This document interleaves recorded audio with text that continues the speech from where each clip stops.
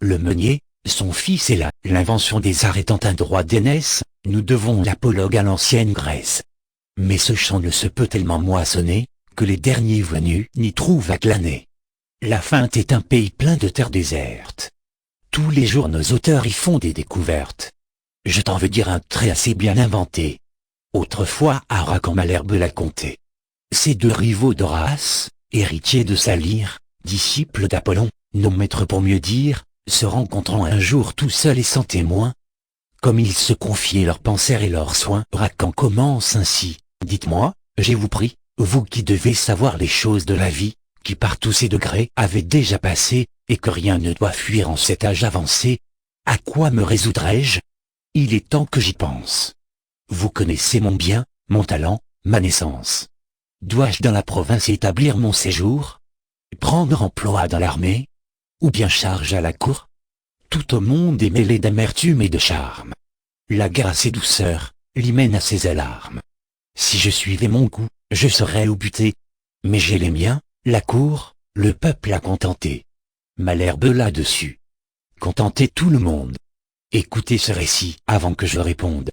J'ai lu dans quelque endroit, qu'un meunier et son fils, l'un vieillard, l'autre enfant, non pas des plus petits, mais garçons de 15 ans, si j'ai bonne mémoire, allaient vendre leur âne un certain jour de foire. Afin qu'il fût plus frais et de meilleur débit, on lui lia les pieds, on vous le suspendit. Puis cet homme et son fils le portent comme un lustre. Pauvres gens, idiots, comme ignorants et rustres. Le premier qui les vit, de rire s'éclata. Quelle farce, dit-il, vont-je huer ces gens-là? Le plus âne des trois n'est pas celui qu'on pense. Le meunier à ces mots connaît son ignorance. Il met sur pied sa bête, et la fait détaler. L'âne, qui goûtait fort l'autre façon d'aller, se plaint en son patois. Le meunier n'en a cure. Il fait monter son fils, il suit, et d'aventure passe 3 bons marchands. Cet objet leur déplut. Le plus vieux garçon s'écria tant qu'il put, oh là-haut, descendez, que l'on ne vous le dise, jeune homme qui menait la quai à barbe grise. C'était à vous de suivre, au vieillard de monter. Messieurs, dit le meunier, il vous faut contenter. L'enfant met pied à terre, et puis le vieillard monte. Quand 3 filles passant, l'une dit, c'est grand honte, qu'il faille voir ainsi clocher ce jeune fils, tandis que ce nigaud, comme un évêque assis, fait le veau sur son âne, et pense être bien sage. Il n'est, dit le meunier, plus de veau à mon âge. Passez votre chemin, la fille, et m'en croyez. Après maint colip et coup sur cour envoyé, l'homme crut avoir tort, et mit son fils en croupe. Au bout de 30 pas une 3e troupe trouve encore à gueuser. L'un dit, ces gens sont fous, le baudet n'en peut plus, il mourra sous leur coup. Et quoi, charger ainsi cette pauvre bourrique?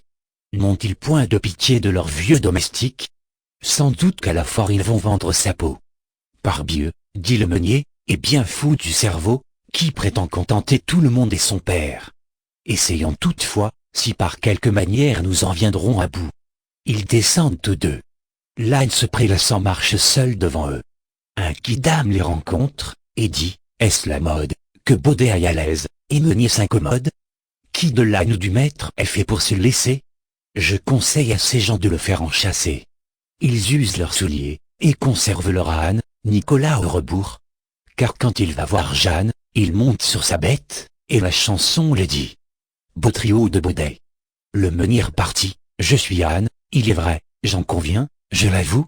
Mais que dorénavant on me blâme, on me loue. Qu'on dise quelque chose, ou qu'on ne dise rien. J'en veux faire à ma tête. Il le fit, et fit bien. Quant à vous, suivez Mars, ou l'amour, ou le prince. Allez, venez, courez, demeurez en province.